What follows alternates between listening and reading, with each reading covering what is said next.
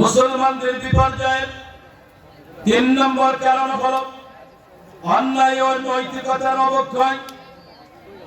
আজ এই জমিনে কত অন্যায় হয়, কত জুলুম হয়, আমরা নিজেরা পরিবর্তন হয় না, আমল সংশোধন করি না, দিনের পথে চলি না। আল্লাহ রাব্বুল আলামিন জানিয়ে দিলেন, ইন্নাল্লাহা লা ইউগাইয়িরু মা বিকওমিন হাত্তা ইউগাইয়িরু মা বিআনফুসিহিম। আল্লাহ রাব্বুল আলামিন বললেন, ততক্ষণ পর্যন্ত ওই জাতির ভাগ্য আমি পরিবর্তন করি না যতক্ষণ পর্যন্ত সে তার নিজের ভাগ্য পরিবর্তন না করে। আমরা নিজেরাই নিজেদের ভালো চাই না, কথা বলে ঠিক কিনা? শুধু চাই দলের ভালো, কথা বলে ঠিক কিনা? এই দলের চিন্তা ভাবনা থেকে বের হয়ে আসতে হবে কোরআনের কাছে। এই কোরআন যা বলছে সেটা আমাদের মানতে হবে, কথা বলে ঠিক কিনা?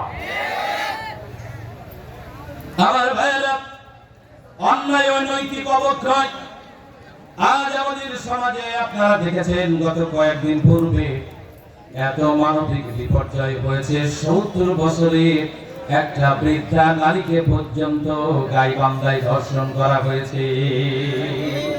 এ কি মানুষ না জানোয়ার? কথা বলেন, মানুষ না জানোয়ার? আবার এই জমিনে পীর ওলি আউলিয়ার জমিনে পর্ণ তারকাও কিন্তু বের হচ্ছে, বলি নাউজুবিল্লাহ। কি কথা বলেন ঠিক কিনা? এরা মানুষ না, এরা উলাইকা কালানআমি বাল হুম আদাল। এরা জন্তু জানোয়ারের চাইতে নিকৃষ্ট, কথা বলেন ঠিক কিনা?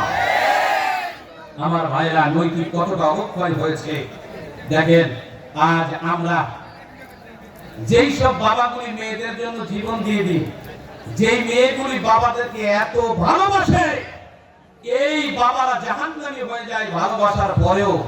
কোন সময় গিয়ে জাহান্নামী হয় জানেন?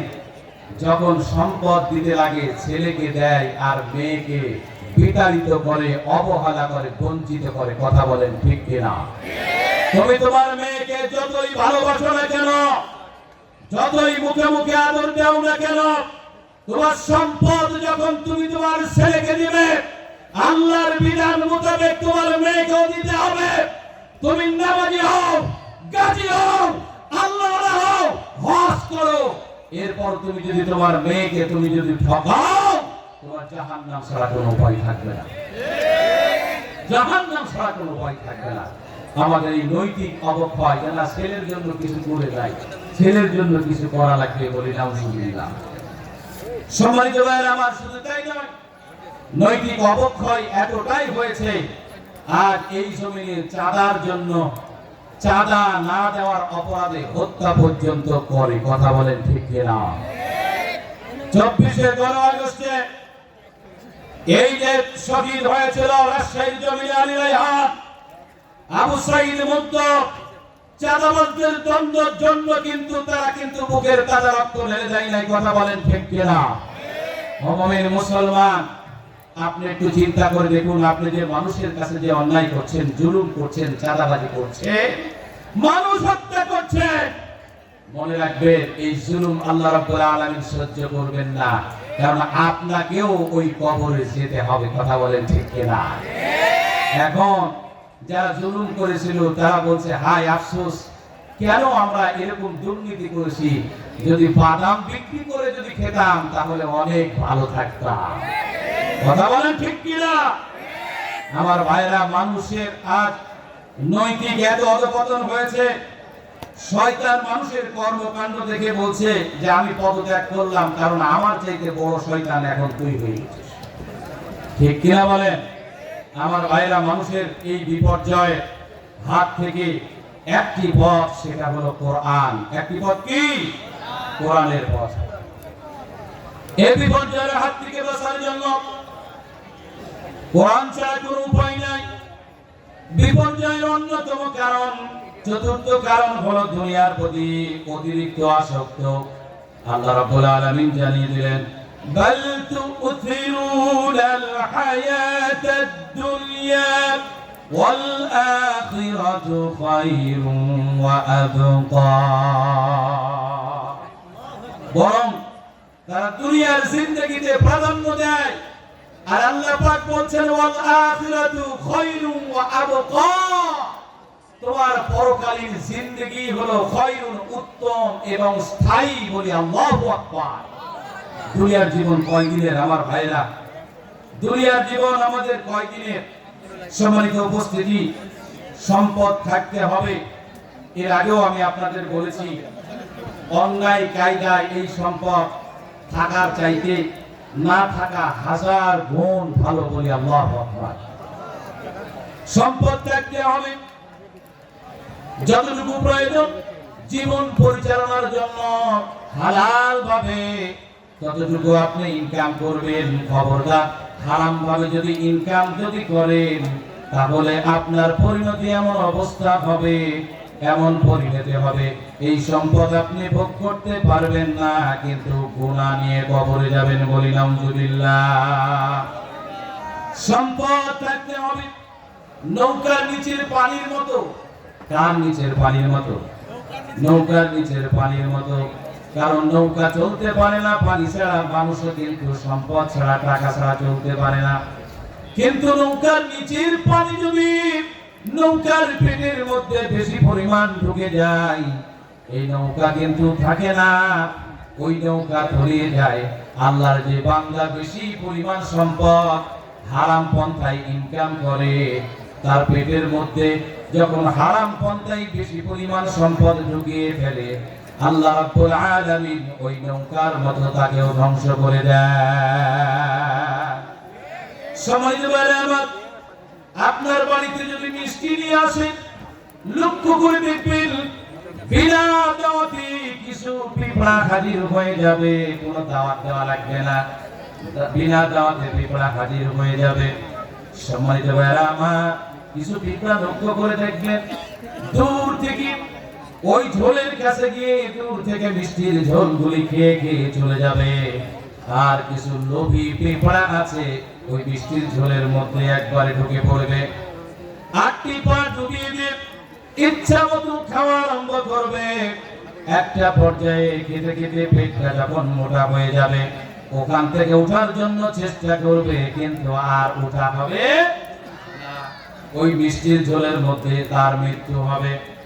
সম্মানিত ভাইরা আমার, এখান থেকে শিক্ষা হলো দুনিয়ার জীবনে আল্লাহর যে বান্দা বেশি পরিমাণ খেতে চায়, অন্যায় ভাবে মনে রাখবেন দুনিয়াতে তো খেতে পারবেন না, ওই পিঁপড়ার মতো তার অবস্থা হবে।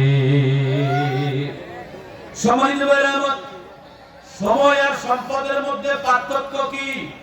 সময় আর সম্পদের মধ্যে পার্থক্য কি? সময় আর সম্পদের মধ্যে পার্থক্য হলো, সম্পদ আপনার আমার কতটুকু আছে আমরা গণনা করতে পারি, কিন্তু সময় কতটুকু আছে আমরা কিন্তু কেউ জানি না। ঠিক কি না? এই দুনিয়ার জীবনে কতদিন বেঁচে থাকলাম এটা বড় কথা নয়, কতদিন বেঁচে থাকলাম এটা বড় কথা নয়। বড় কথা হলো এটাই, মানুষের অন্তরে কতদিন আমি আমার ইন্তেকালের পর বেঁচে থাকলাম, এটাই হলো বড় কথা। আল্লাহু আকবার। দুনিয়ার জিন্দেগি কিছুই নয় আমার ভাইয়েরা, মনে রাখবে জীবনের প্রথম কাপড় এবং শেষ কাপড় আমরা নিজে পরিধান করতে পারি না। জীবনের প্রথম কাপড়টা পরিয়ে দিয়েছিল মা কিংবা নানি কিংবা দাদি, আবার শেষ কাপড়টা কে পরিয়ে দিবে আমরা কিন্তু কেউই কিন্তু জানি না। কথা বলেন ঠিক কিনা?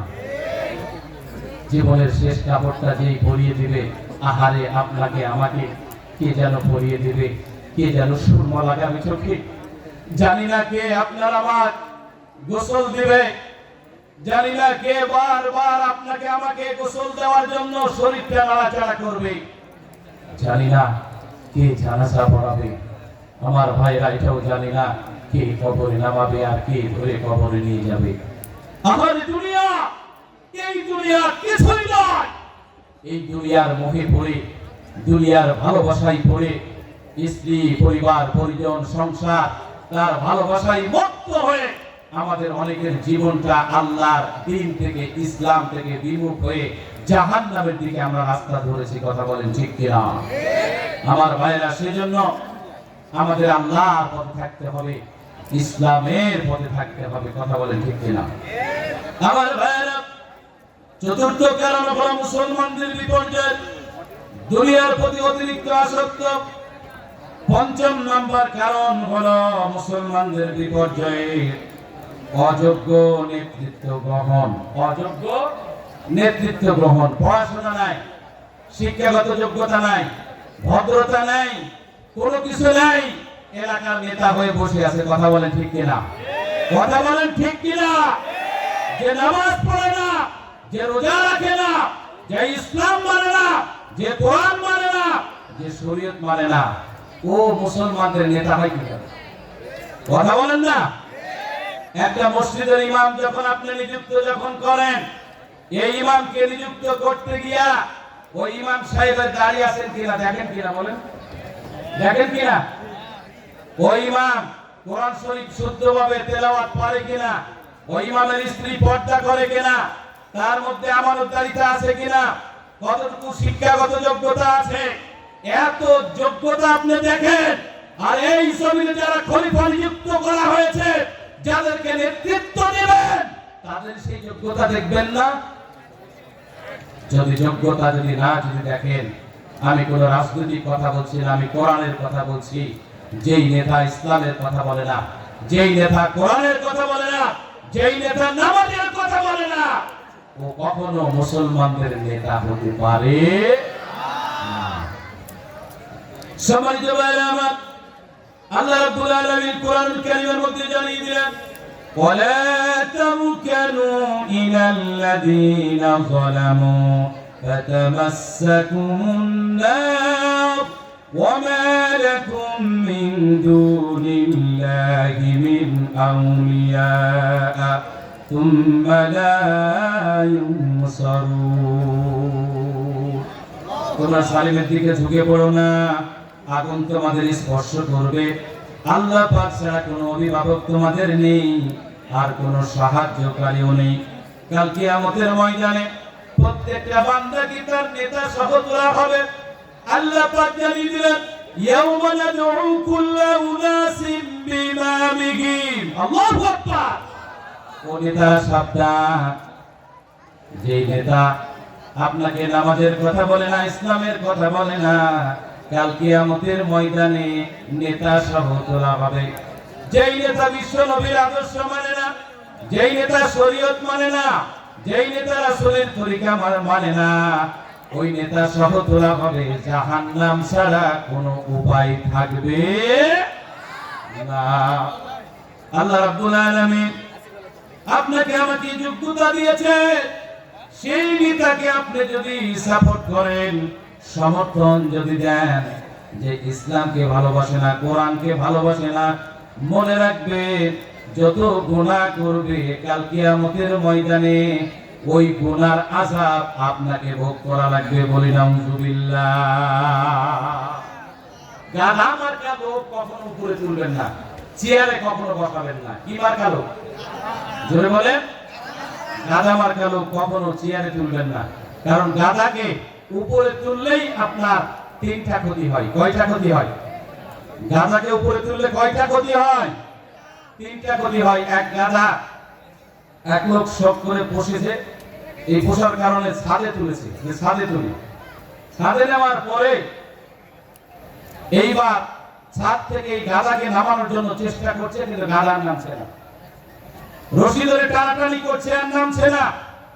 অনেক চেষ্টা যখন করা যখন করলো, আর নামছে না। একটা পর্যায়ে গাধা তাকে হিস দিয়ে ধাক্কা দিয়ে ছাদ থেকে ফেলে দিল। এরপর গাধা তো পাগল, চিন্তা করলো, হাই, আমি আমার মালিককে ফেলে দিলাম, সে তো মারা গেল, আমাকে কে দেখবে? ওই ছাদের উপর লাফালাফি করলো, পা দিয়ে খুর দিয়ে লাফালাফি করতে করতে একটা পর্যায়ে ছাদ ভেঙে পড়ে গেল। ওই বাড়িটাও ভাঙলো, ছাদও ভাঙলো, ও নিজেও ধ্বংস হয়ে গেল, মারা গেল। এই দৃষ্টান্ত থেকে শিক্ষা হলো এটাই, গাধা মার্কা লোককে কখনো উপরে তুলতে হয় না। উপরে তুললে তিনটা ক্ষতি, যে তুলবে তাকে ধ্বংস করবে, যে উপরে তুলবে তাকে ধ্বংস করবে, নিজে ধ্বংস হবে, আর যেই জায়গায় তোলা হবে সেই জায়গাটাও ধ্বংস করবে। অবৈধ মুসলমান, আগামী দিন এই বাংলার জমিনে কোরআনের আলোয় আলোকিত হোক, এটা আমরা চাই। কথা বলেন ঠিক কিনা? আমার ভাইয়েরা, অনেক কিছু দেখেছি, ইসলাম আমরা দেখি নাই। অনেক কিছু দেখেছি, কোরআন আমরা দেখি নাই। অনেক কিছু দেখেছি, আল্লাহর বিধানকে দেখি নাই। আগামী দিনটা কাটছে বড়, টেকনাফ থেকে তেতুলিয়া, রূপসা থেকে পাতুলিয়া, সুন্দরবন থেকে বান্দরবন, 56,000 মাইল কোরআনের আলো আলোকিত করার জন্য যদি ডাক আসে, যদি বুকের তাজা রক্ত ঢেলে দেওয়ার প্রয়োজন হয়, কারা কারা দিয়েছেন তো হাত তুলে আল্লাহরে দেখান।